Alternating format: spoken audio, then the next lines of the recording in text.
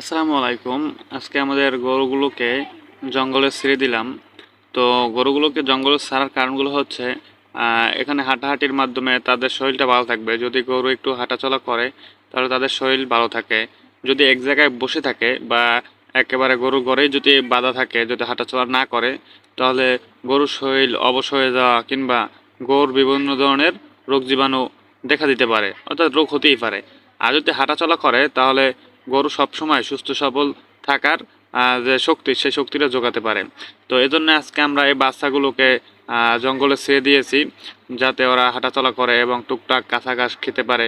দুর্বা ঘাস আছে জঙ্গলে, কিংবা ইত্যাদি বড় পাতা পোতা আছে, ইত্যাদি যদি ওরা খায় তাহলে কিন্তু ওদের শরীরগুলো ভালো থাকে। যার জন্য আজকে এই জঙ্গলে এই বাচ্চা দুটোকে ছেড়ে দিয়েছি। আরও অনেক গরু আমাদের আছে, সেগুলো আমরা জঙ্গলে ছেড়ে দিয়েছি। তো সব গরুগুলোকে জঙ্গলে মাঝে মাঝে আমরা হাঁটাই, এবং হাঁটানোর কারণ হচ্ছে ওদের শরীরটা যাতে ভালো থাকে। আমি নিজেই প্র্যাকটিক্যাল দেখছি, যদি গরুকে হাঁটাচলা না করাই তাহলে কিন্তু গরুগুলো অবশ হয়ে যায়। গরুগুলো হাঁটতে পারে না, দুর্বলতা কিংবা বিভিন্ন ধরনের রোগ দেখা দেয়।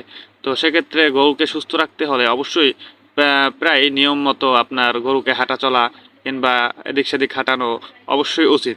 কারণ হচ্ছে এতে গরুর শরীর ভালো থাকে এবং গরু থেকে আপনি ভালো রোগ জীবাণু প্রতিরোধ ক্ষমতা বৃদ্ধি পেতে পারে। তো সেক্ষেত্রে আপনি আপনার গরুগুলোকে হাঁটাতে পারেন।